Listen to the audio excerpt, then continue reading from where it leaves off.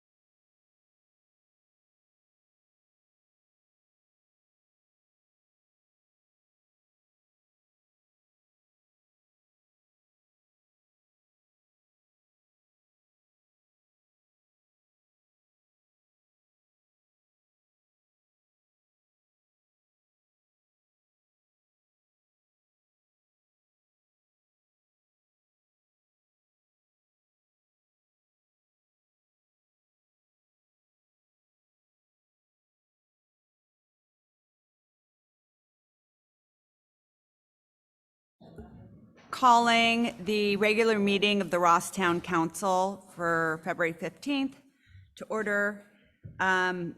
Posting of the agenda. Has the agenda been posted? Yes. Yes, the agenda has been posted, Mayor. Thank you.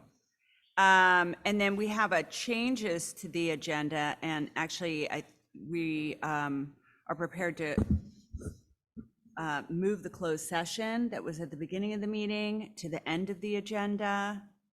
And with that change, no other changes. And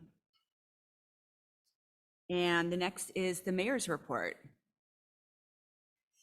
It may be a sign that you are ready to leave the council when you are struggling as hard as I was in writing this mayor's report. First, I entered some items on the agenda that we have focused on of late into ChatGPT and got a rather impressive report that said nothing but sounded like something. I felt guilty about turning it in, and I was not sure I could read it with a straight face. Then I went back and read prior mayor reports I had done. I did 3 stints as mayor, so I had a good number of reports to look at. What struck me is that the more things change in Ross, the more they stay the same. I probably could have recycled the majority of those reports and no one would have noticed. The exception to that was my reports when COVID struck. I actually forgot that I was mayor when it began, and honestly, it made me a little sad for our collective isolation. Next, I turned to staff and asked staff what they thought I should write about. Staff helpfully suggested that I could report on what I will do with my time after I leave the council, such as whether I would serve on the grand jury or volunteer with the elderly. I appreciated the prompt, but I have to confess, I am looking forward to not volunteering for a while. I will be working with the elderly, but my work will be consisting of visiting my elderly folks in the Winship Park neighborhood. And truth be told, I don't have a lot of time because I still have a full-time plus law practice. And even with 2 of my 3 kids at college, they still seem to keep me quite busy. Just this week, my oldest fostered a dog at her college apartment in violation of her lease, and the dog somehow broke out of its cage and turned on the gas. A 21-year-old does not instinctively know what to do in this situation. I am looking forward to stepping back from the council, but staying engaged with friends and neighbors, including attending community events. I just signed up for the Ross Auxiliary Winter Dinner now in the spring and hope to see you there. The brief council update is that we have 3 planning items to consider: a housing element related to the Branson School and various budget and investment reports. We are considering a budget increase of $25,000 for a cultural resource reporting for the Winship Bridge replacement project related to the discovery of evidence of a Native American community that lived and thrived in the vicinity of the bridge. And last, the council is proposing to renew the terms of the Advisory Review Board, consisting of members Josepha Buckingham, Laura Dugar, Mark Fritz, Stephen Sutru, and Mark Critschnitt, whose service is invaluable to the council. And that's my report. Next item is council committee and liaison reports. Does any member of the council have a report? Yes. I wanted to bring everyone's attention to the Marin Wildfire Prevention Authority, what we are now calling Marin Wildfire, its 3rd annual report. And I wanted to give some brief highlights about the report. And I believe there will be a morning after article with a link to the annual report that everyone can access tomorrow. But as you know, I've been the liaison from the town of Ross since the inception of Marin Wildfire, which was passed by more than 70% of the voters in March of 2020, 1 week before COVID began. And I've served as the liaison since its inception. So I just wanted to highlight some of the huge progress Marin Wildfire has made since its inception, in particular in the last fiscal year.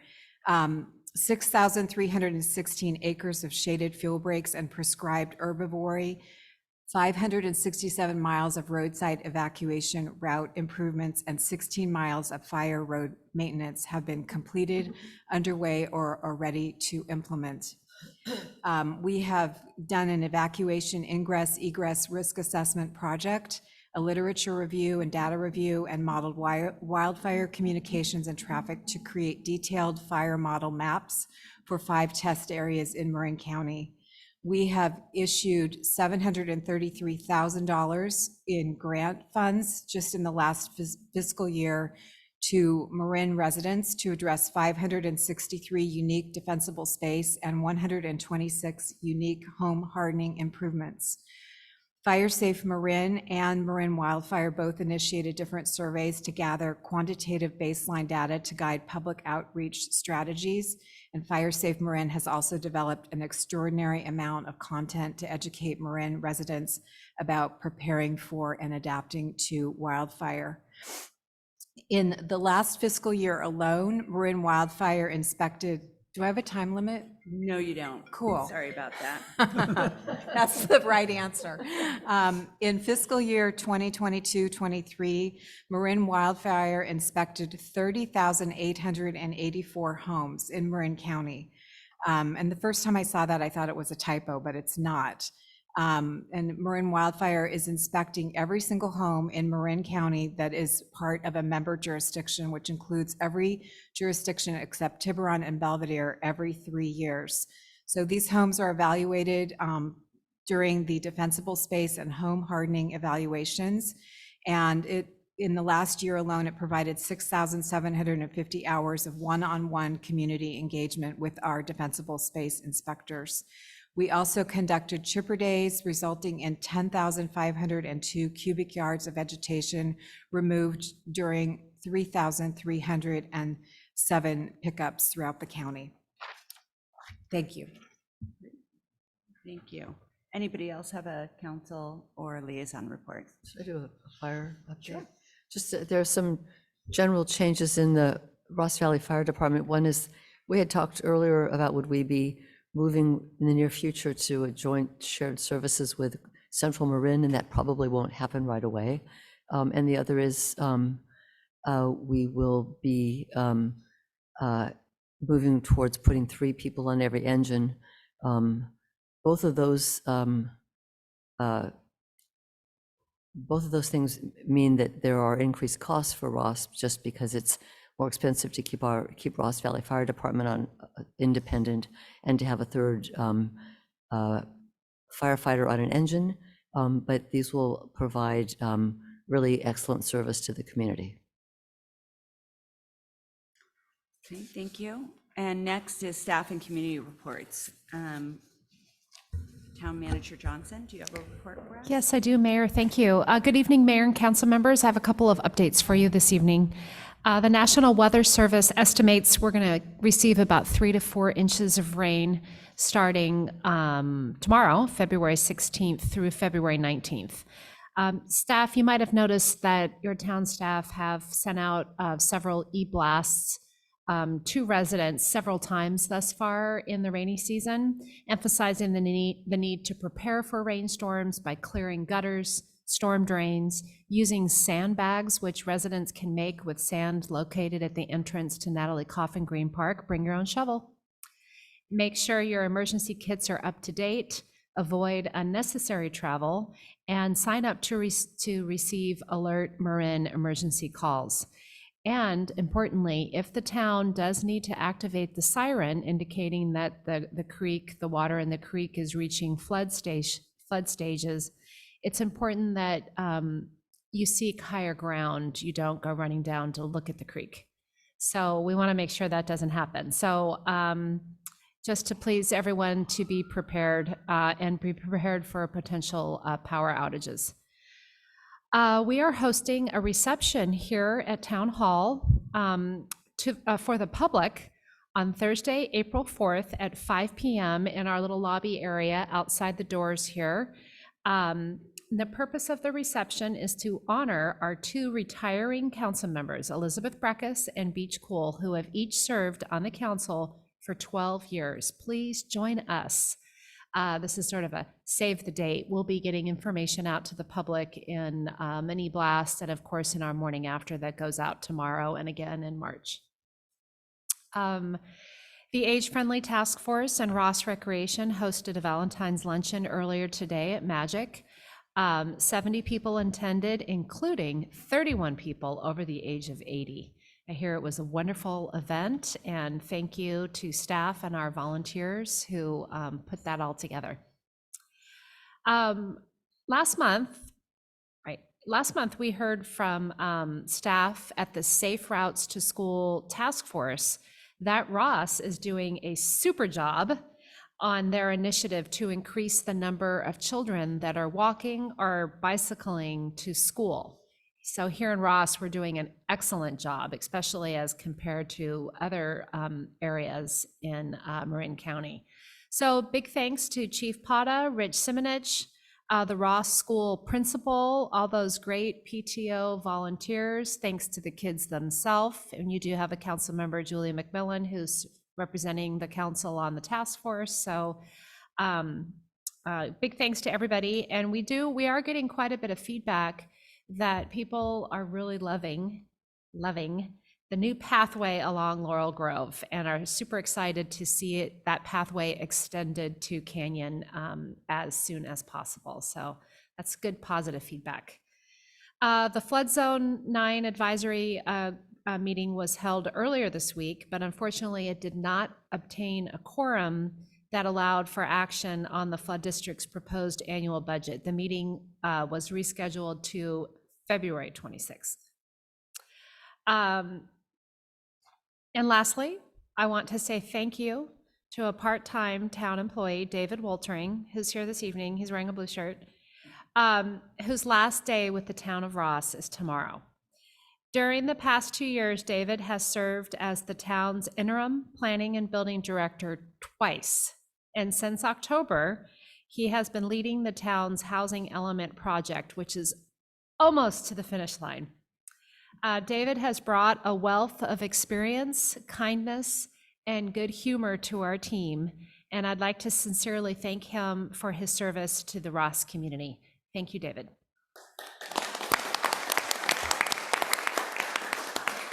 That's it for I'll me. Thank echo you. that. Thank you so much, David, for helping us twice. Okay. That was our town manager report. Do we have a report from the Ross Property Owners Association?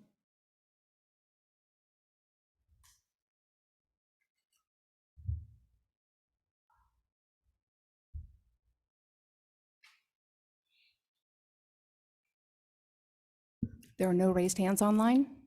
Okay. The next is the consent agenda.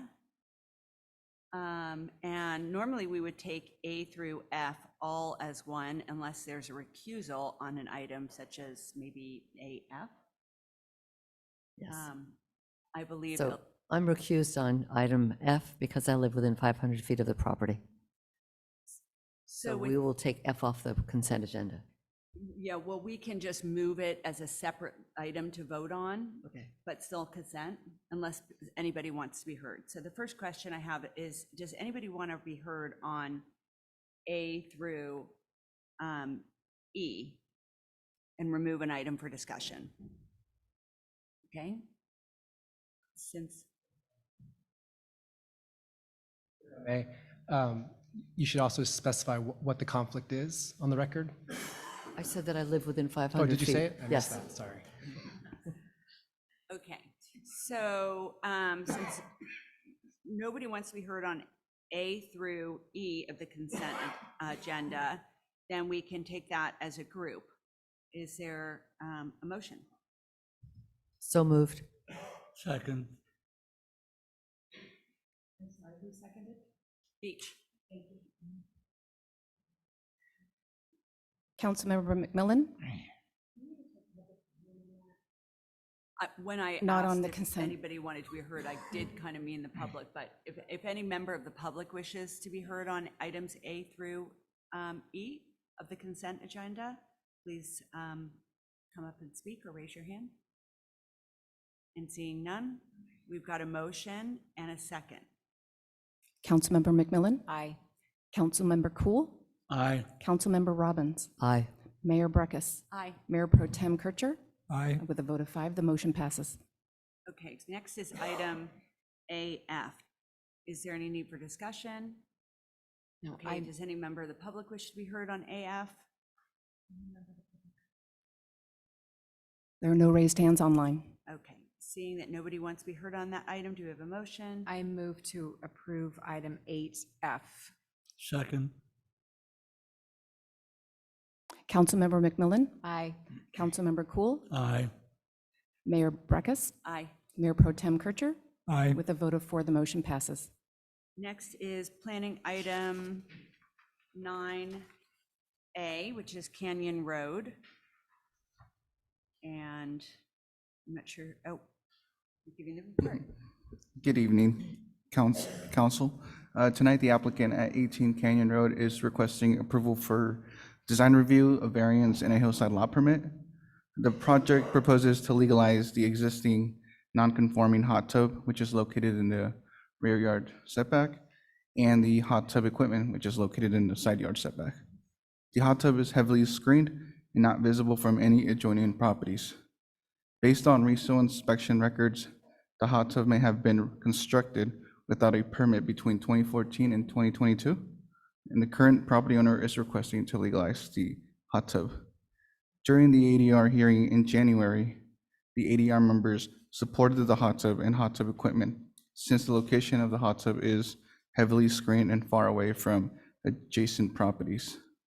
Staff recommends that the town council consider adopting resolution 2352, approving design review, hillside lot permit, and a variance for the property at 18 Canyon. Thank you. Thank you. And if the applicant wishes to be heard, they may. Otherwise, they can also reserve their time to respond to any other public comment, which is sometimes an option for people on planning item one. Do you see anybody here to speak on 18? There are no raised hands online. 9A. Okay, so let's open it up to the public. Does anybody want to be heard on 9A, 18 Canyon Road? Seeing none, we'll bring it back to the council.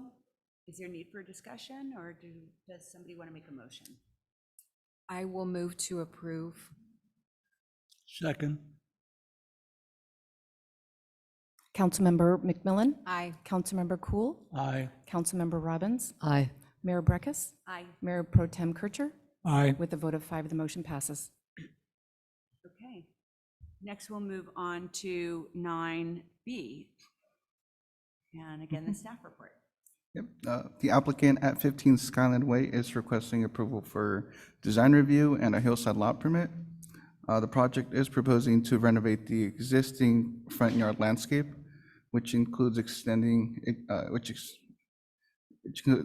the existing driveway and construct retaining walls, gates, and fences up to 5 feet and 6 inches in height, as well as construct stone stairs. Plantings will be included in all disturbed areas, and all proposed exterior light fixtures will undergo renovation and will be directed downwards and shielded. The project proposes to increase impervious surfaces by 151 square feet. Drainage management areas of approximately 140 square feet will be constructed to improve drainage, directing paved areas to flow into landscape sections, slowing runoff and facilitating stormwater infiltration. In addition, the new driveway expansion will match the existing driveway to include permeable pavers that will contribute to effective stormwater management. And during the January ADR hearing, the ADR members did recommend an earth tone color for the retaining wall closer to the road, and the applicant has made the changes, and on the project plans, it would reflect an earth tone color for the retaining wall. Staff recommends that the town council consider adopting resolution 2353, approving design review and a hillside lot permit. Thank you. Thank you. And the same offer for the applicant for this project. You may speak. You also have the option of just responding to public comment if you prefer.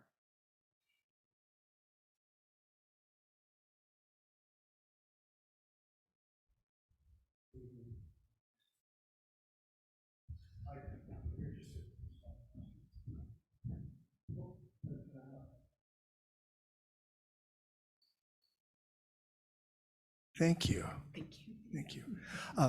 Mayor Brex, members of the commission, I'm here to answer questions if there are any. Thank you. Thank Does anybody have a question? I had a question about the landscaping. So it looks like there are walls to sort of prop up the extension of the driveway. So will those walls be completely screened with hedges from the downside? So if you're driving up the driveway, will there be rows of hedges that hide those walls? As you come up the driveway, Yes. it's not a hedge per se, but drifts of shrubs will help screen those walls. Yes, the intent is to not have a sheared hedge per se, but drifts of plantings that will reduce the visual impact. Thank you. Thank you. Does anybody else have a question? Yes. Was there any comment from any of the neighbors opposing any of the project? We haven't received any letters or emails. Thank you. Okay, why don't we open up for members of the public? Is there anybody in the chambers that wants to be heard or online? There are no raised hands online. Thank you. Okay, so we'll bring it back to council. Is there a need for discussion, or does somebody have a motion? I move approval. Second. Councilmember McMillan, Aye. Councilmember Cool, Aye. Councilmember Robbins, Aye. Mayor Breckus, Aye. Mayor Pro Tem Kircher. Aye. All right, with a vote of 5, the motion passes. Okay. The next is item 10, recommendation to receive a presentation regarding dark skies.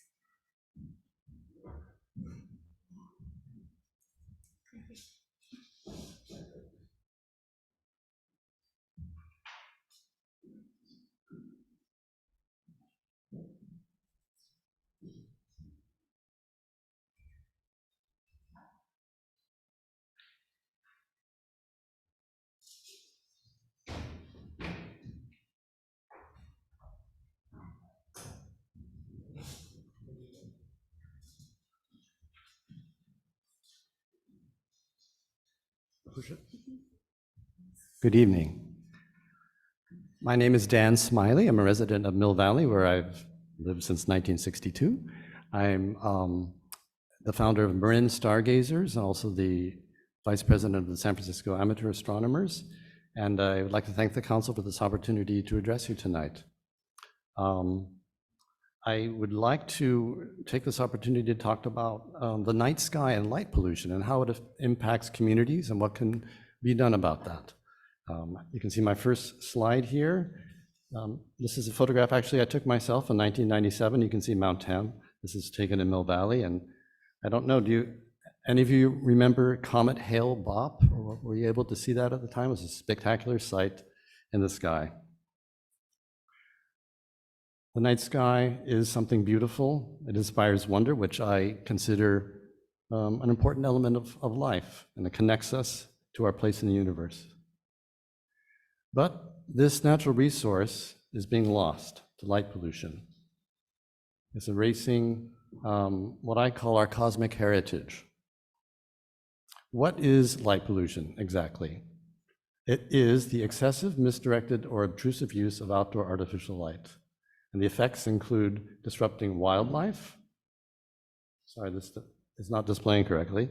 It impacts human health, and it wastes money and energy. To get into what the causes are, streetlights are an important component of light pollution.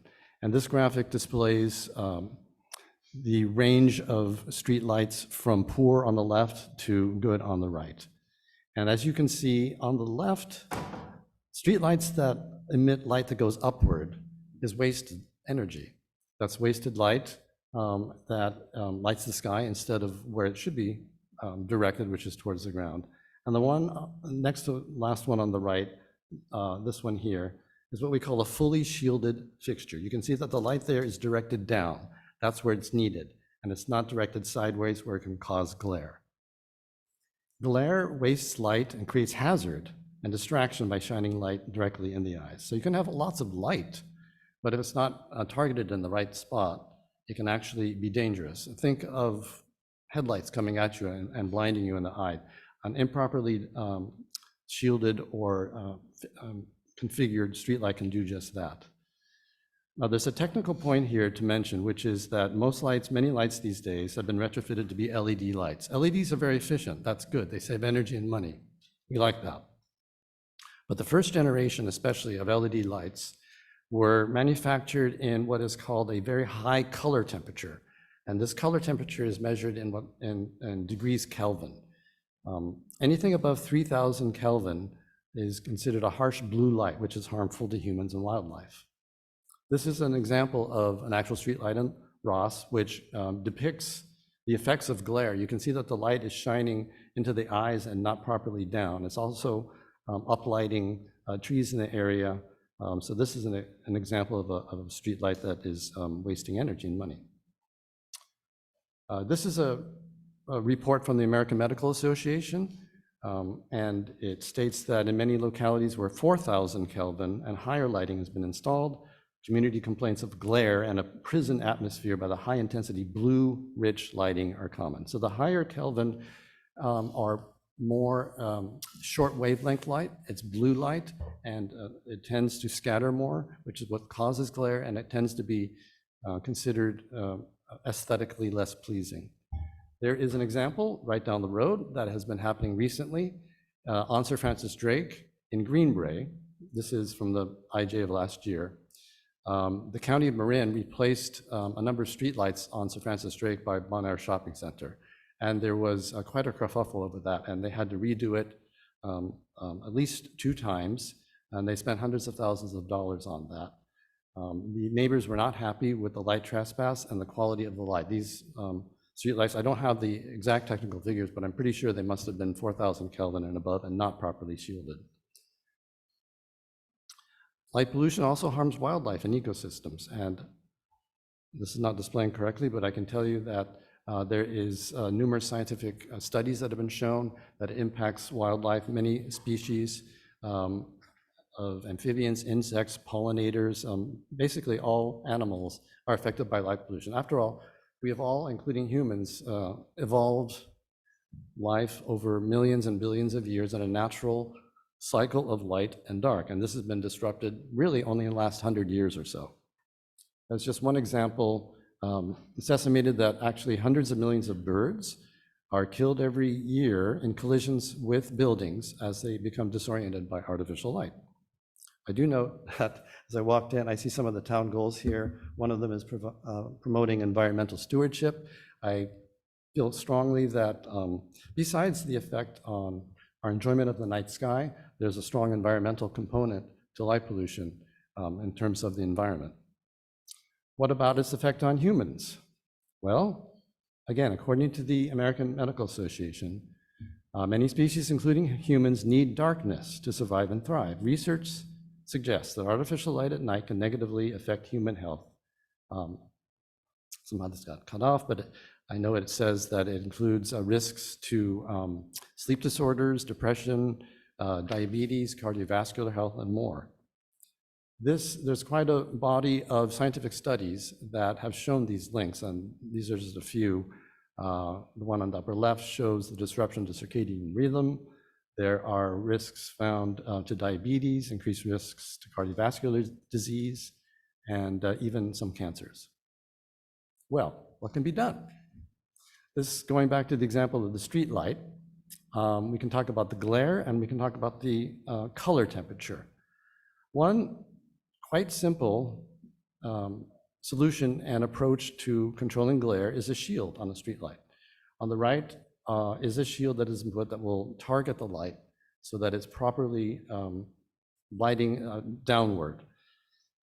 These shields are not expensive.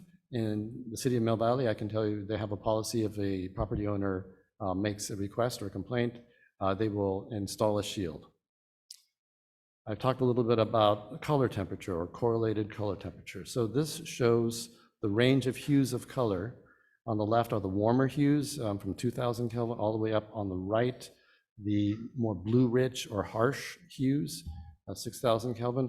It's important to note that these color temperatures don't have to do with the amount of light. You can have the same amount of light, the same lighting effectiveness. It's just the color of the light. And that's important because the bluer end, the higher Kelvin temperatures scatter more. They cause more glare and they cause more sky glow, which causes us to lose view of the stars. And they also affect wildlife to a greater degree. I just learned the other day, for example, that moths are pollinating our gardens at night. They're actually more efficient than bees. The moths are killed by lights that are on at night, especially these blue-rich light. If you have an amber light, they don't even see it. It can be summed up by this 5 points of responsible outdoor lighting. This is a graphic that has been compiled by Dark Sky, which is a dark sky advocacy group in consultation and working with the Illuminating Engineer Society. That's a professional lighting group. It should be useful. Use light where it's needed. Targeted, we talked about the fully shielded aspect, low level, using just as much light as needed, so we're not wasting energy. Controlled when it's needed. Motion sensors and timers can be effective here, and warm colored. That's the color temperature we're talking about. There are efforts in Marin County and throughout the Bay Area. I do know that Larkspur recently retrofitted their streetlights to be 3000 Kelvin fixtures. I spoke to the Mill Valley Planning Commission a couple days ago. They are adding an addendum with setting standards for their housing element that will require downlighting fully shielded streetlights and of color temperatures no more than 3000 Kelvin. And the County of Marin is also on track to replace streetlights in West Marin And just to point out again, these policies save money and energy, protect wildlife and human health, as well as our view of the universe, which I have a bias as an amateur astronomer, finding something beautiful. But in the events that I've done with outreach with the public, I find that people have a natural curiosity and a natural affinity for connecting with the cosmos. Thank you.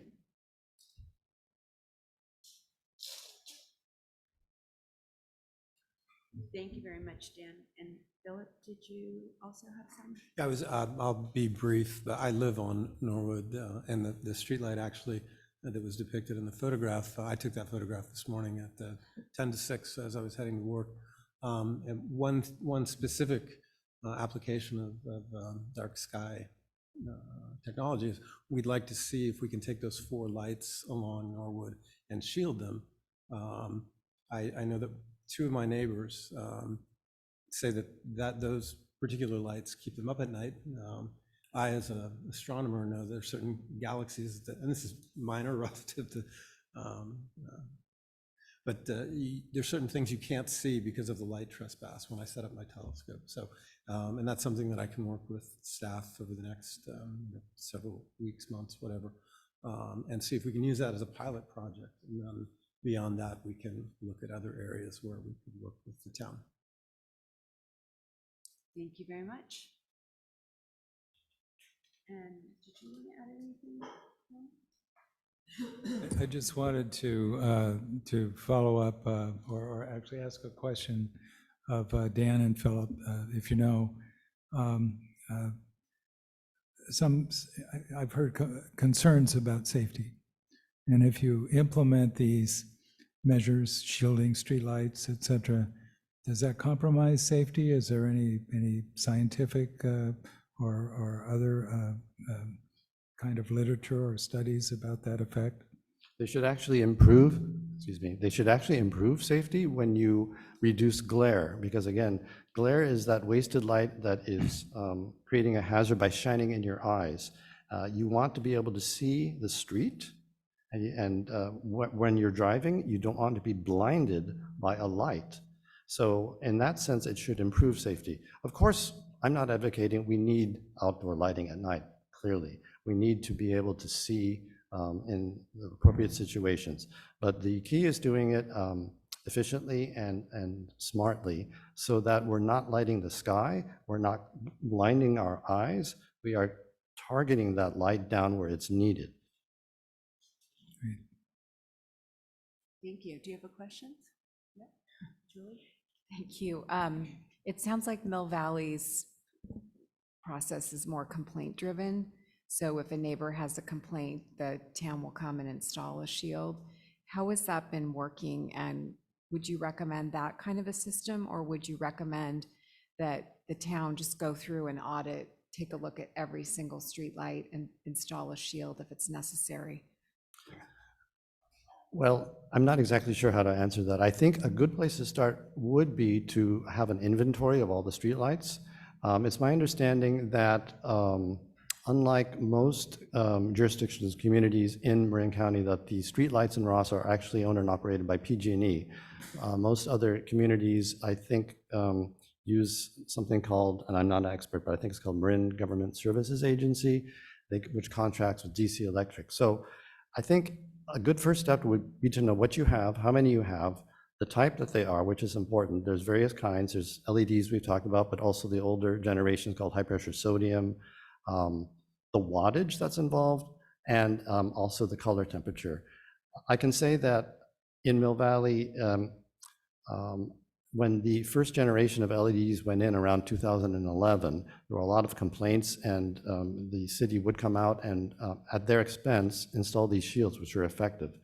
Now, as time has gone by, or budget considerations, whatever, they do charge the property owner for that installation. So I don't know what is more efficient in terms of budget, whether that approach or a more universal approach in terms of the entire system. Yes. Do you have any idea how much, are there other areas in Ross that you've identified other than Norwood where inappropriate lighting exists. The one I'm most familiar with is the street that I live on, so just from driving, I mean, we've lived in Ross for a long time, so I notice it when I'm driving around town, but I can certainly respond back to that more thoroughly. Just a comment, when we were working with PG&E and replacing the lights to have LED lights, we actually made a concerted effort to have a warm color and not too much brightness. We actually had trials where we had bright lights some places, less bright lights other places, and we all went around at night in Winship and in this area downtown to try to decide what we needed, and we did pull back. I remember the police chief said, you don't need this super bright light for the downtown area, you don't need it that brightly lit, and so we tried to make, good choices in terms of brightness and color hue at that time. Yes. What would be our first step if we wanted to see what is needed by way of change in Ross? Well, I think it would be very interesting to know, and that's wonderful that you actually tried out different hued lights. I would be curious, I don't know when that happened, but I do know that the technology has changed quite a lot over the last several years, so that whenever that decision was made, it could be that there is technology now that has even warmer and more appropriate energy-saving lights. Again, I think, I'm not a lighting engineer, but I would recommend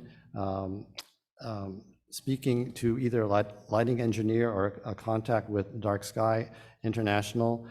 I think an inventory of streetlights would be a good first step, just to see what you have. I don't live here, so I haven't walked around that much and experienced it.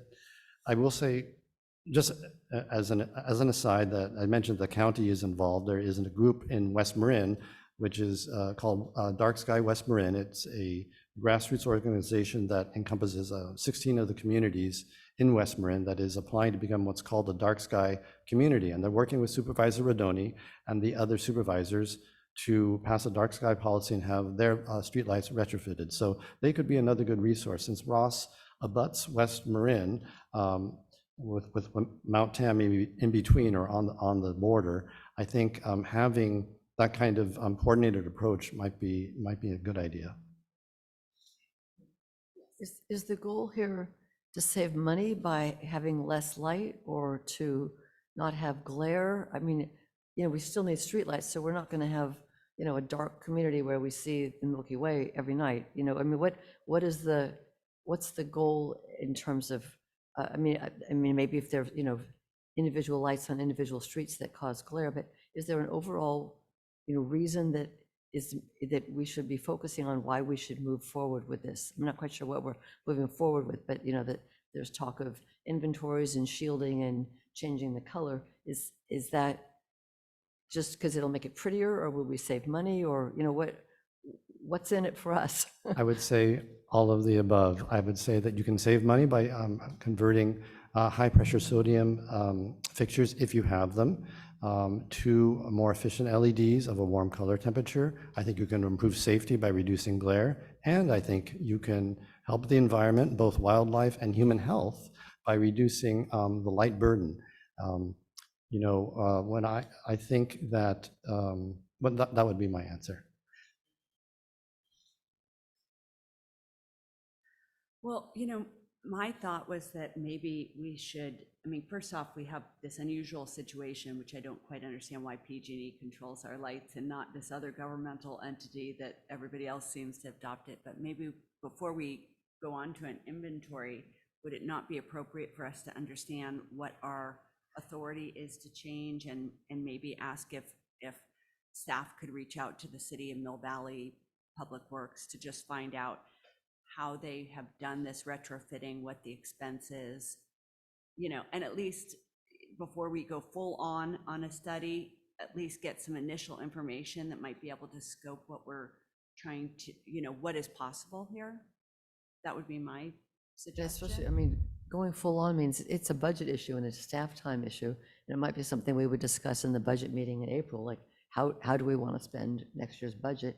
And is this an item that we want to include? But if there was some more background about what it entails, that would help. Because, I mean, it does sound like a good idea. On the other hand, I mean, if we're looking at $200,000 of expenses more for the fire department every year coming up, we've got to fit, got to figure out where money comes from, or maybe there's a foundation that, provides money for this sort of thing, and that would make it very worthwhile. Yes. I think if PG&E controls the lights, they should control the shields too, right? So maybe we can get them to pay. Rich is waving his hand. Did I Rich, do you nail wanna it? speak?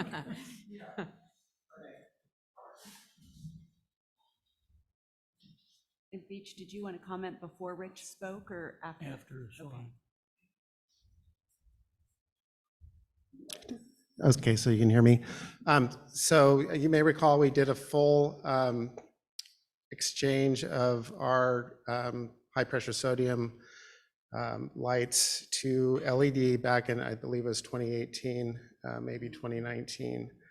And as Councilmember Robbins mentioned, we did have that the sample test lighting over in certain neighborhoods, and we've looked at it. So council recommended, and we did implement the 2700 Kelvin throughout the town neighborhoods where there were PG&E lights, where PG&E controlled the lights. Now there's some lights on Ross Common that the town owns, and I believe we still do have some low wattage incandescent around Ross Common.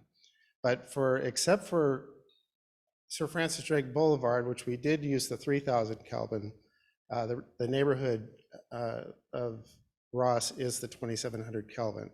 And so I do have an inventory of the lights that PG&E provided, so that we don't really need to take that step, but we could bring that to council and let you know exactly, what that inventory is. And then regarding the shielding, we do have a policy, and we've installed shields. It's less than 10 throughout town. Whenever somebody called and said, "Hey, that's shining in my bedroom window, can you put a shield up?" We'd call DC Electric, and we installed the shield at the town's expense. And I think we agreed on doing that with the council. If that came up, that someone wanted to have the shield, then the town would install it. It's only like $300 or $400 per shield. So just wanted to give you that information, that we do have some background data that we can bring to council if you need it. Thank you. Great. May I? Yes. I just want to add some additional framing to this. I think there are really two aspects to what other jurisdictions have done. One is what we've been discussing for the most part, which is street lighting, shielding, changing of bulbs, and so forth. The other aspect, though, is building standards and design standards. And so these other communities are also adopting those. And what I was thinking, subject, of course, to what the council wants to do, is that it might be helpful to have a staff report that could include on the streetlight side the inventory, where we are. Perhaps there isn't that much else that needs to be done, but it would be nice to have some clarity on that. And then, in addition, a staff report that discusses what Ross has already done. I know we do have some design standards about new lighting and landscape lighting and so forth. And then comparing that with what Mill Valley and Larkspur have done. And I also have a model ordinance, which is something proposed by this Dark Sky organization. So we could just sort of compare, where are we compared to what these other communities are doing and what Dark Sky recommends. Just so we could be more accurately and more fully informed. And perhaps there isn't much to be done, but it would be, I think, helpful if staff in reviewing this could, if it's appropriate, make or discuss some options, perhaps, discuss some possible costs, and discuss sort of an airing of pros and cons. I think we do want to be sure that we're not compromising public safety, and that we're not unduly burdening people with additional expenses that don't really produce that much of a benefit. So that would be my sense. Thank you. as long as we're considering, well, first of all, I guess I have a question maybe for our planner. I noticed that in many of the landscaping plans that we review, they specify that the homeowners are required to have lights that shine downward, like on paths and swimming pools and stuff like that. Do we have an ordinance that requires that?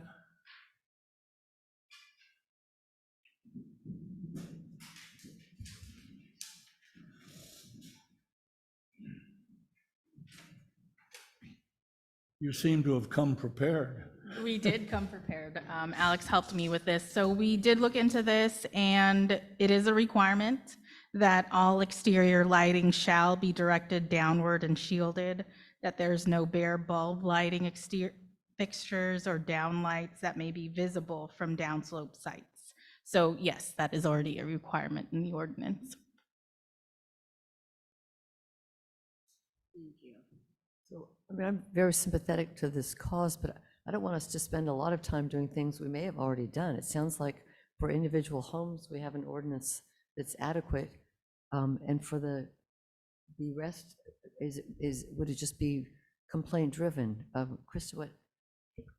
Thank you, Mayor and council members. You know, I don't think it would take staff that much time and effort just to do kind of such as Mayor Pro Tem Kircher has kind of described, looking at the streetlights, the inventory, what are, if there are improvements that can be made, generally, what are they? How much would it cost if PG&E if we could get them to pay for it, as Councilmember McMillan suggested?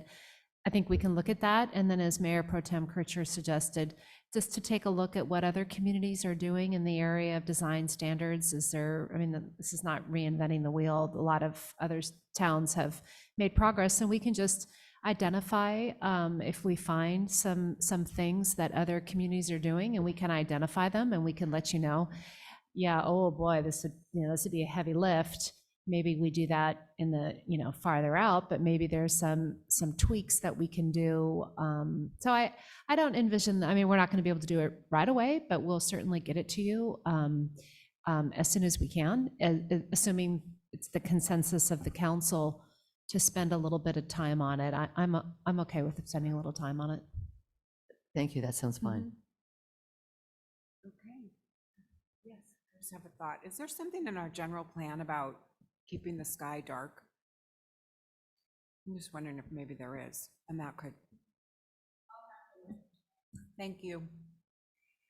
Why don't I open it up to the public? Is there anybody that would like to be heard on this item?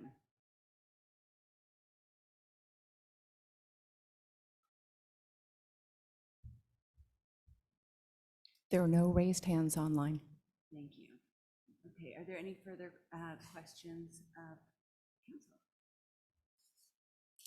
Is everybody okay with the direction that Bill suggested and that Town Manager Johnson proposed? Okay. Sounds great. Thank you so much for your report. Appreciate it. Thank you. Thank you very much. Thank you. Enjoyed it. The next item is the item 11, which is the Ross Recreation update.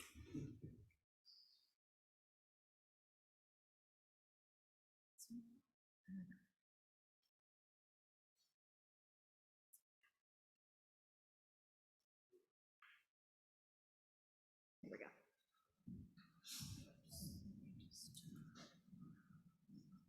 Back to the beginning. Thank you, Mayor Breckus and members of Town Council. Tonight I will be presenting an update of the Recreation Department, which also includes a brief historical background of the cooperative relationship between Ross Recreation and the Ross School District. Thought I would begin tonight by reminding everybody what the mission statement is for Ross Recreation.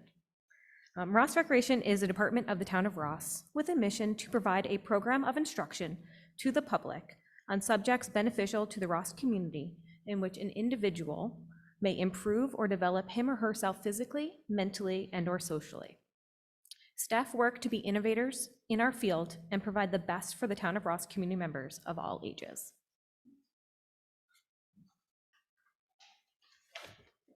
Because of shared interests and complementary missions to promote community recreational activities to Ross School District students and to the public, there has been a long-standing relationship between Ross School District and Ross Recreation. The constituencies and sources of financial support and beneficiaries of both Ross School District and Ross Recreation are largely the same. As such, it makes sense for both entities to fully cooperate to provide respective services to the community as efficiently as possible.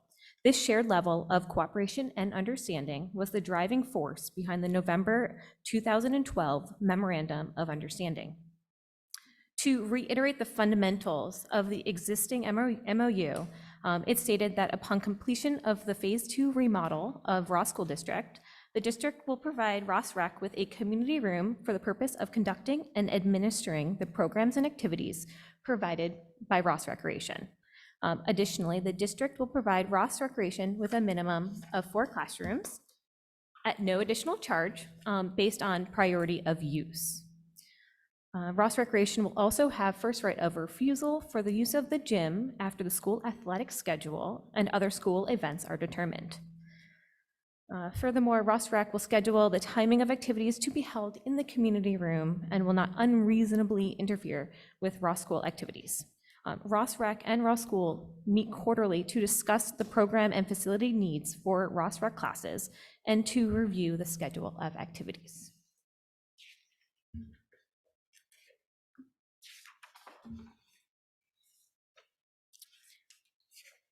In 1997, after historically providing Ross Recreation with use of rooms and grounds for offering recreation programs to the district students and public, the district proposed an expansion to include a community room and office for Ross Recreation.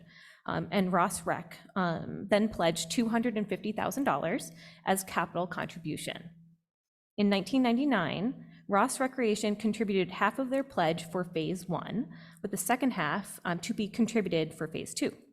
Ross Rec also began paying $10,000 per year to the district for use of classroom space. In 2004, Ross Rec gave the district a $60,000 advance and considered this donation as incremental to their pledge. In 2008, Ross Rec agreed to increase the pledge from $125,000 to $275,000, an increase of $150,000 for the Phase 2 construction.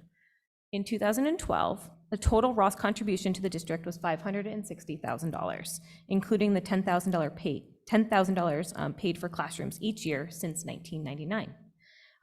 And also in 2012, the existing MOU agreement was adopted with 16 terms and conditions.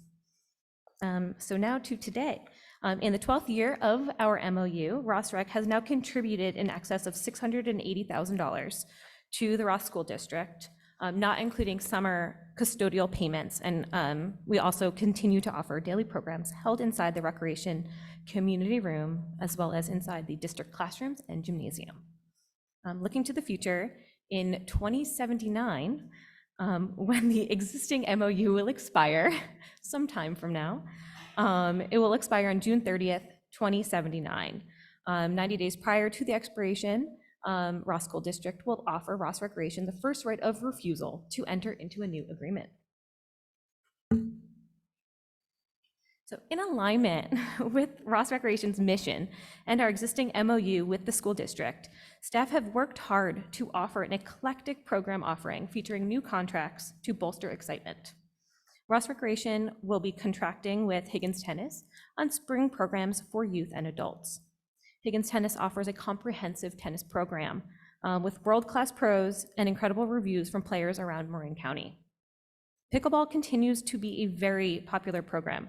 Students requested the addition of once-monthly round-robin tournaments. Those tournaments are for students and key holders only and are to be held once per month on Sundays beginning March of 2024. Staff have run a successful 34th year of the Ross Recreation Basketball League for grades K through 4. This robust program welcomed 296 players this year, showcasing its importance to the community. And staff would like to thank Ross School and Bay Sitch Elementary for their continued partnership and support of this beloved program.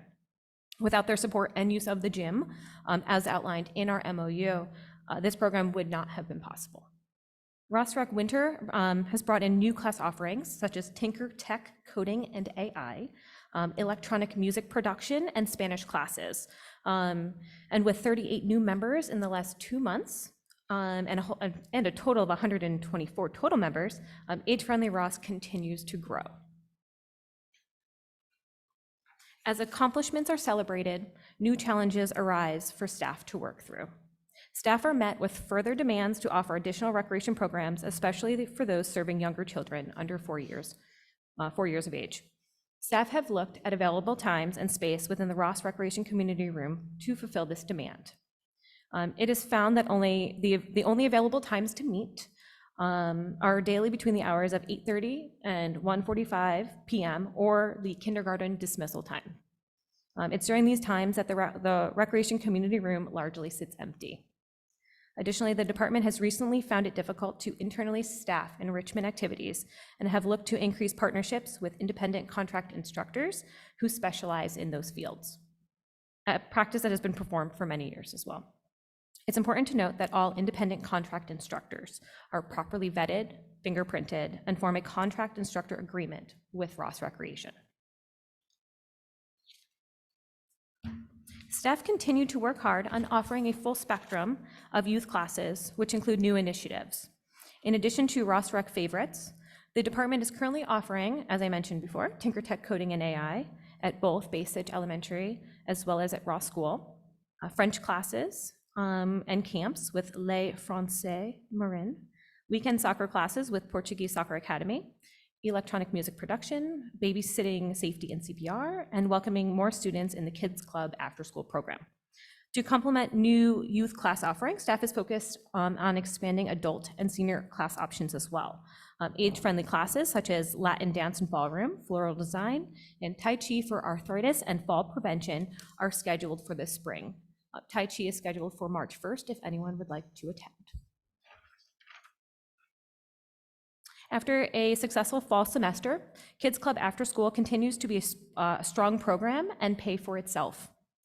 To date, for the winter spring, Kids Club has brought in just over $39,000 in revenue, up from the previous semester. Highlights of the program include consistency in enrollment from 5 Ross school teachers, 12 returning families, and 2 new families. Ross School provided healthy snacks that are left over from the Ross School lunch program, which continue to be enjoyed, which further reduces the waste and department expenditures. Expenditures to date total just over $38,000 and include staff compensation, supplies, custodial services, and rent. Based on those current costs, Kids Club is proving to pay for itself and is expected to end the winter session with a very modest revenue of $990. Staff expect to end fiscal year ending 24 Kids Club program with a total revenue of approximately $2,000. Not including a new family who just so happened to register today, Kids Club currently has 11 students enrolled on Mondays, 7 on Tuesdays, 10 on Wednesdays, 14 on Thursdays, and 10 on Fridays. Compared to last semester, Kids Club is seeing an increase in kinder students and a slight decrease in grades 1 through 5 students. We suspect this shift may be due to increased enrichment classes that are offered for grades 1 through 5. Drop-in registrations continue to be steady, attendance has been high, and morale is booming. As of January 31st, overall Recreation Department revenue is just over $740,000, which is higher year-to-date compared to fiscal year ending 23 and is up compared to fiscal year ending 24 year-to-date budget. Adult classes are up 200% to our year-to-date budget due to our very popular pickleball program and tennis classes. Youth classes are also up year-to-date due to our new classes and increased enrollment in Ross Rec youth sports leagues such as basketball and beloved program like ballroom and etiquette. As of the 31st of January, overall expenses are down compared to fiscal year ending 23 and down to our year-to-date budget. The department has expended roughly $420,000 out of the $500,000 budgeted year to date. This is due to the timing of winter program payments for rent at Basich, winter program contract payments, and larger supply orders for programs such as basketball. Staff do expect overall expenditures to even out as we move closer to the end of February and invoices are paid. Staff oversee the July 4th parade and celebration and the town of Ross, the Ross Town Dinner, excuse me. Staff also supports the town co-sponsored events with RPOA, such as Live on the Common and Winterfest. Staff are focusing on fun and community connectiveness this July 4th. So get excited to march down Ross Common with Bay Area Marching Band, the Brass Animals, dunk the town's finest in the dunk tank, compete in tug-of-war races, and enjoy a charming kids carnival for the little ones. Parade and contest participation and volunteer signups are already posted on the Recreation and Town of Ross websites. The 2024 Ross Town Dinner will be held officially on Friday, September 27th. With 363 tickets sold in 2023, the department aims to see 400 tickets sold at the 2024 event. The 2024 event looks to feature live music, once again, a silent dance party for kids on the lawn, and a tablescapes competition. More to come.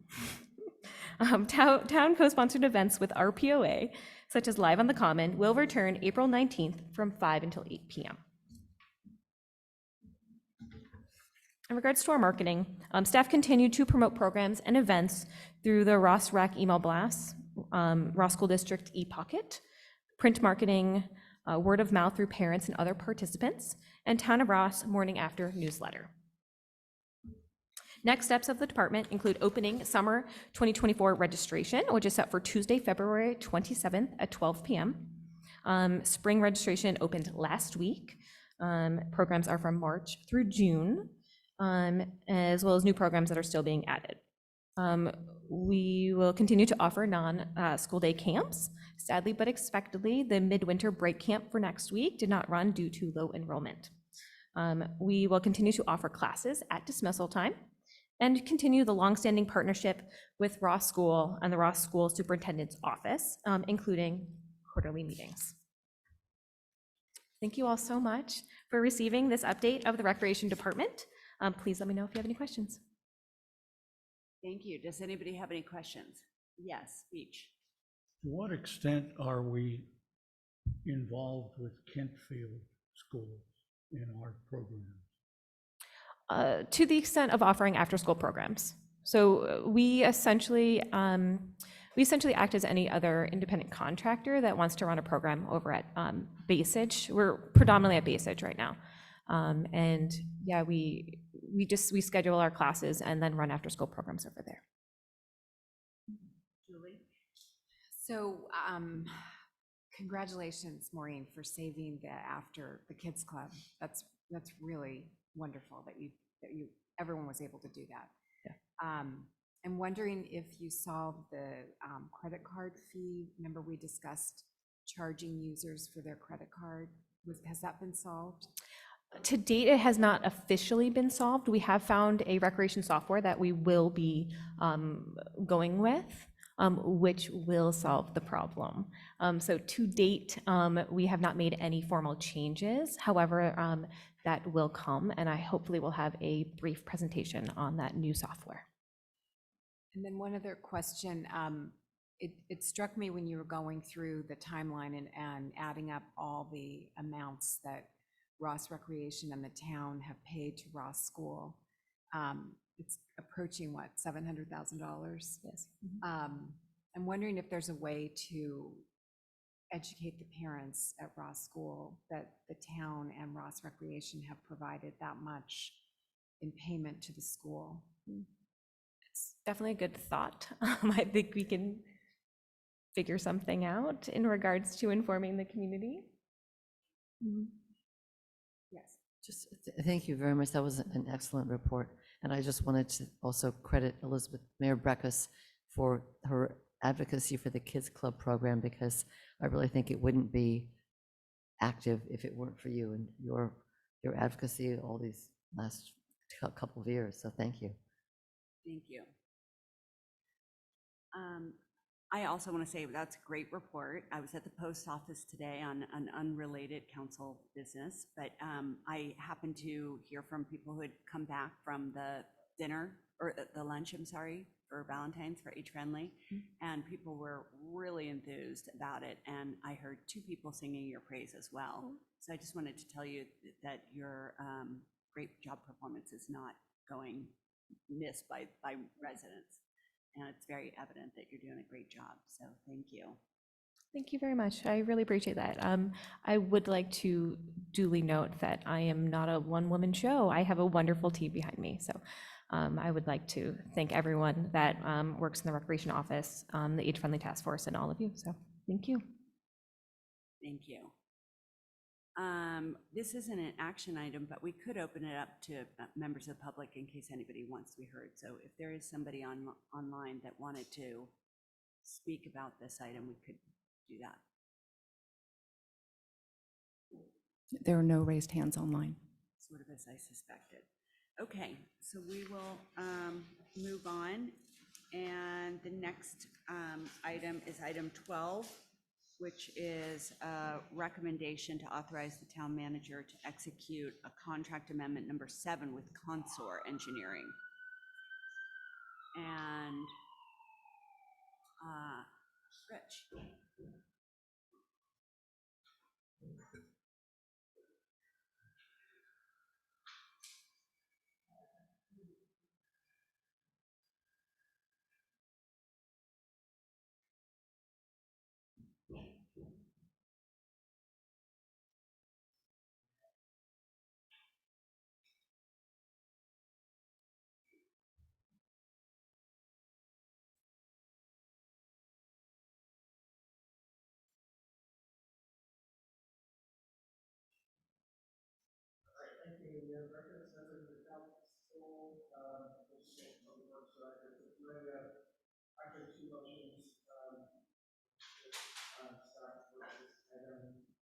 First one would be to authorize the town manager to execute this contract amendment number 7.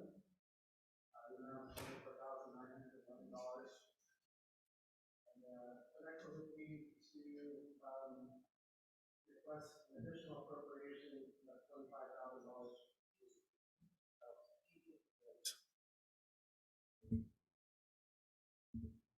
There. I'd appropriate an additional $25,000 from the drainage fund from the temporary borrow of $160,000 that was approved a few years ago.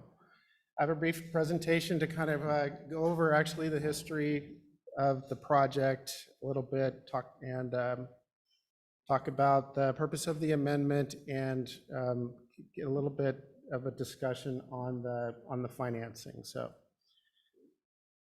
this is a picture of the Winship Bridge. This is during the January 2017 storm. I think it was only a 7 or 8 year event, but it got above those upstream barrels there. So that's a cool picture. So and this is kind of a look at the proposed bridge of what we're going to be doing. So we're going to be putting in the railing similar to what we put in on the Lagunitas Bridge, and we're going to be retaining these historical light standards up here. And you notice this dash line here is kind of the existing section of the creek looking upstream towards San Anselmo. So we're shifting the opening of the bridge to the east towards Winship Park and away from Sir Francis Drake Boulevard to align the channel with the kind of the historical alignment of the thread of the stream for additional hydraulic efficiency.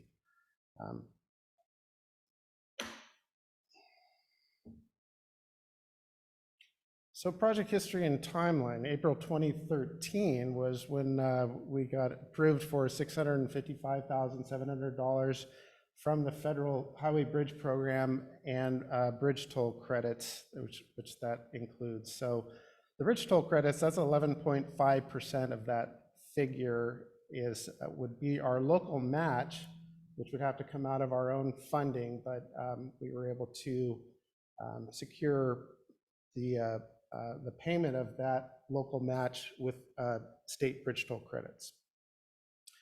And then the following year, early in the year, we awarded the contract to Quincy Engineering, it's now known as Consor Engineering.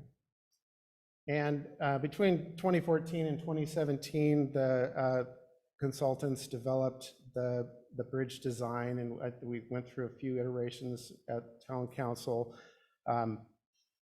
to look at certain aspects of the redwood trees on 20 Winship and how much we can preserve of that. And I think we looked at how the automobile lights would shine into the neighbors' yards, and we did certain studies on that. So finally, in May 2017, we had a project description adequate enough so that we could begin the CEQA process.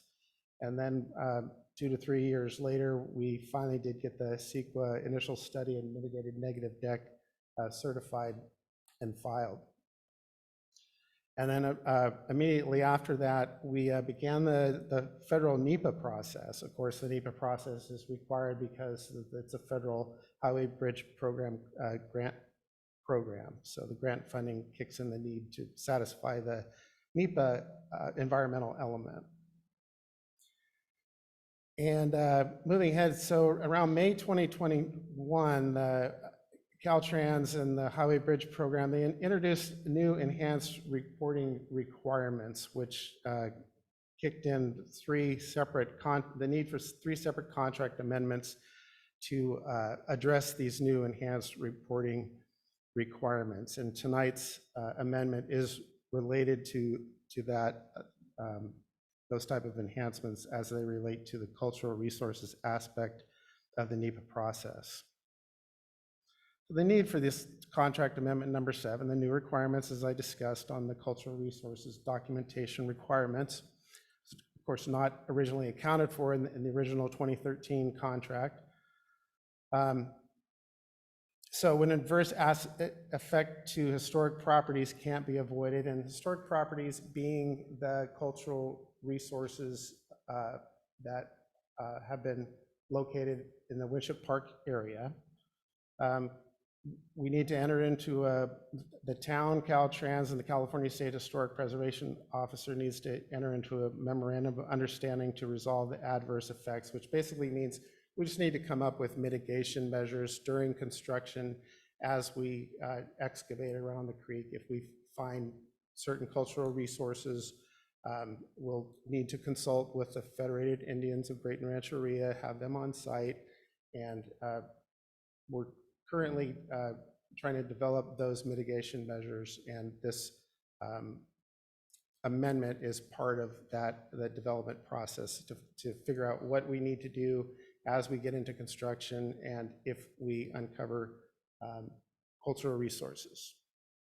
It's a legally binding document that's also signed by the secondary stakeholders, which is basically the town of Ross. We'd be the secondary, and Caltrans and the state historic preservation officer.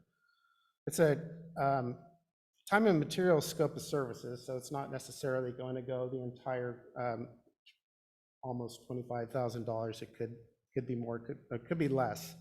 If it's more, we do need to come back to council for an additional addendum or amendment. So wanted to give council a kind of a summary of the funding since the original grant back in 2014. So the Highway Bridge Program, we've received so far the $580,000 plus some change for the federal grant, and then the required local match was $75,209, and that has been paid by the toll credits. And that's throughout the history, at least as long as I've been here, I've been saying that this is 100% grant funded, and that's what I mean. It's the 88.5% is the HBP, and the 11.5% is the toll credits. And then we did receive funding from the County Flood Control District to help pay for the CEQA element, which is not reimbursable through the HBP program, and a bit of funding for project management. So that we did receive $119,500.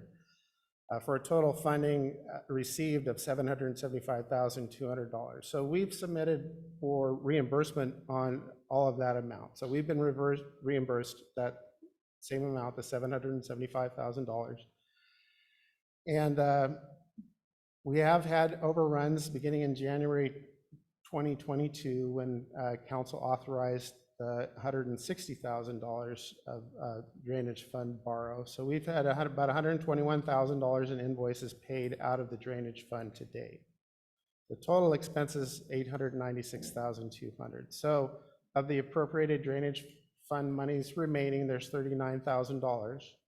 And we're estimating that we need to, in order to clear NEPA and the right-of-way clearance, we'll need another $53,800, which leaves that $25,000 plus or minus shortfall. So that's why we're asking for the $25,000 additional appropriation from the drainage fund. So kind of looking at the next steps,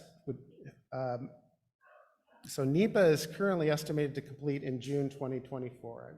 I know I've been coming here since I've started in 2017 saying it's going to be due, but we're getting very close with completing NEPA. And of course, once NEPA is certified, then we can request the additional funding obligations under HBP to reimburse past and future past invoices and future invoices and pay back the drainage fund once we get NEPA out of the way. So we have essentially the drainage fund kind of carrying us through until we can apply for the additional obligated funds.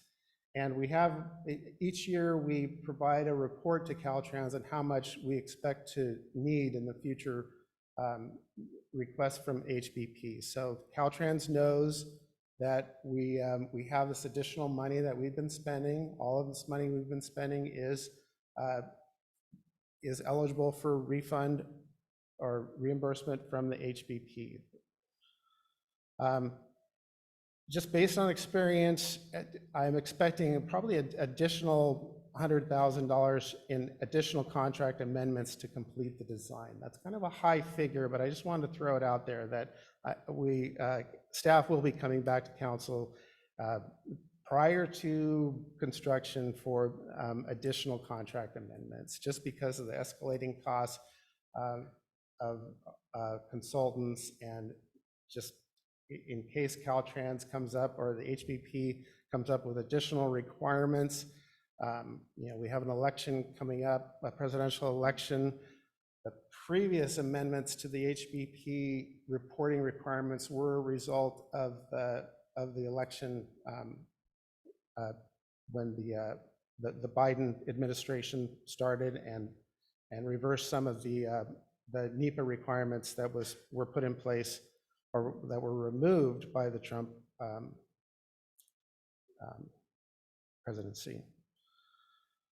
So not to get political, we'll move away from that. The right-of-way and easements estimated certified by October 2024, and then we can finally move into final engineering. So looking at construction, hopefully, fingers crossed, in 2025, and our engineers say we can complete that in that same year, depending on the time of year that we start. And then finally, an additional money from the HBP, completely reimbursable, $6.6 million for bridge construction costs. So as recommended, staff recommends that town council authorize the town manager to execute this contract amendment number 7 in the amount of $24,911 for costs associated with additional tasks related to completion of cultural resources reporting. And we're also asking for that council appropriate or allow staff to appropriate the additional $25,000 to the existing $160,000 drainage fund borrow amount. And that concludes my report. And I'm here to answer questions. Thank you. Thank you. Does anybody have a question? Yes, Elizabeth. Thank you very much. How certain are you that this money will get reimbursed? Like 100%, 80%? Hopefully not 70. I wouldn't say, never say 100%, but the infrastructure funding that the Biden administration has provided to the various departments of transportation throughout the United States was pretty robust. So a lot of money has been injected into these types of programs. So I'm fairly confident. I can't throw out a number, but everybody, San Anselmo has 4 bridges that they're currently in the HPP program. We all, just kind of go day to day. We're fairly confident the money's going to be there. No one has said that it's not. You might recall a few years back, Caltrans said, "Hey, we're oversubscribed, we're underfunded," and that's kind of gone away, and they're no longer saying that. So I'm a lot more confident than I was 2 or 3 years ago, where I was still fairly confident that they've already given us almost $600,000, and so if they stop giving us the funding, they can't ask us to stop the project and pay all of that back. That would, there's several things in place that tell me that this funding is going to happen. Hopefully that doesn't sound too negative. I'm confident. I'm not losing any sleep over that. We're not going to get reimbursed by the Highway Bridge Program. Okay. And then do we need to have the fish ladder removed before this bridge is replaced? It sounds like it's going to be around the same time. I've had conversations with this is not on the agenda, but it's going to be around the same time. Thank you. The cost for right-of-way and easements, is that also supposed to be a covered cost? I just can't quite remember. Yes, the cost for the right-of-way, obtaining temporary construction easements, and we'll need permanent easements where we're putting in the wing walls. That's all reimbursable under the HPP. Does anybody else have any questions? Why don't we open up to see if any member of the public is with us or wants to be heard? There are no raised hands online. Okay, perfect. With that, we'll just move on. Thank you for your report. You're welcome. That's great. It was really helpful to get a refresh on those amounts too. So, oh, I'm sorry, you're right. All right, let's move on to the action. Does anybody have a motion? I move approval of the request to extend an additional authority to the town manager.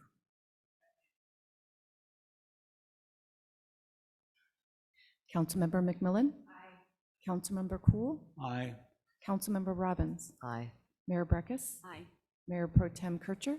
Aye. All right, with the vote of 5, the motion passes.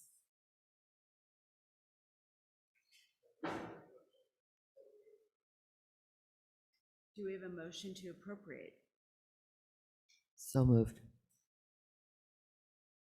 Second.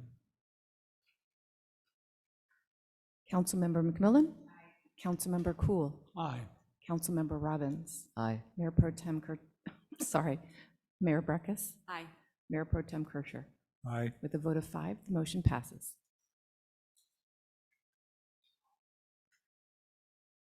Okay, next on our agenda, item 13, recommendation to adopt resolution number 2355, reappointing the ADR to serve 3 and then 1 2-year term. Good evening, Mayor Breckus and council members. As noted in the staff report, tonight's action or recommendation is to adopt resolution number 2355, reappointing Josepha or Joey Buckingham, Mark Fritz, Stephen Sutro, and Mark Kruschnitt to serve 3-year terms, and then Laura Dewar would serve a 2-year term to the Ross Advisory Design Review Group. Back in March 9th of 2017, the Town Council adopted Resolution 1990, amending and establishing new ADR policies and procedures. Subsequent to that, in August 13th of 2020, all 5 of the existing members were appointed to 3-year terms to serve on the ADR group. Town Council and staff wishes to thank the ADR group for their years of service and commitment to the community. The town does take great pride in its small town aesthetic, commitment to nature and the environment, and design excellence of its structures and properties. And as mentioned, tonight's action or recommendation is to reappoint all 5 of the ADR members. Thank you, Roberta. Does anybody have any questions? Why don't we open it up to public? I'm assuming there's no raised hands. You are correct. Okay, bring it back. Is there a motion? Just a comment, I think we're extremely fortunate that we have 5 really wonderful design professionals, and they're willing to continue to serve. I think that ADR has just been invaluable to the town over the past, 15 years since it's been formed. So we owe them a debt of gratitude. They do a wonderful job for the town. Yes, Mitch. I just want to echo what Councilmember Robbins has said. I've attended many of the meetings of the ADR because I have a lot of difficulty understanding some of the nuances of these projects that come before us. And it is very apparent that they work hard, that they have got good judgment, that they exercise the judgment, and we're very fortunate, I think, to have these 5 people. Yes. I would just add that I feel like they shoulder the burden that we would otherwise have to bear. And so I think they make our job that much easier. They're really, dealing with the neighbor issues and the design issues, the really tough issues. So I think we're super fortunate that we have that system, and we're especially fortunate that those 5 want to continue doing this. So thank you. I'll echo that. I've even had reach out from Belvedere council members who have a much harder time with planning projects. I mean, there's just a lot more controversy there. And asking me, how it works and how come we don't have the same amount. And I think it really is because our system is good, and it means that people come kind of early in the process when they can still make changes to their plans. And sometimes they see that value in getting more design professionals. So I think it really works well for us, instead of it coming to us and then us wanting to make changes that are hard to make on the fly. So I think my biggest worry for this group going forward is just that we might not in the future always be able to fill it as competently as we do now. And, to have, in-town residents that are design professionals that are willing to volunteer at this high level. It's just, we're really lucky. So. Agree, echo comments that have been made, and design review really does make our job much simpler in most cases. There are very few issues, I think recently, that I've seen that were not worked out at design review or really narrowed down. So yes, very, very grateful for that. So I move we approve Resolution 2355. Second. Councilmember McMillan? Aye. Councilmember Curl? Aye. Councilmember Robbins? Aye. Mayor Breckus? Aye. Mayor Pro Tem Kircher? Aye. All right, with a vote of 5, the motion passes. Yes. I'm just wondering, Roberta, if maybe you can convey to these 5 the thoughts that we just expressed and our gratitude. I'd be happy to. Thank you. Thank you.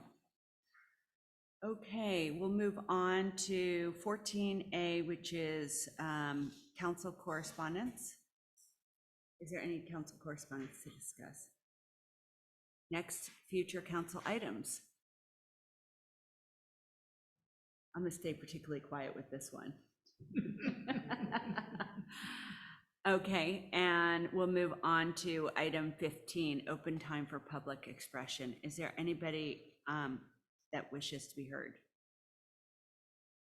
There's no raised hands online. Wonderful. Okay, we'll move on to, we will adjourn to closed session, and then after closed session, we'll return to open session and announce any action taken, if there is action taken.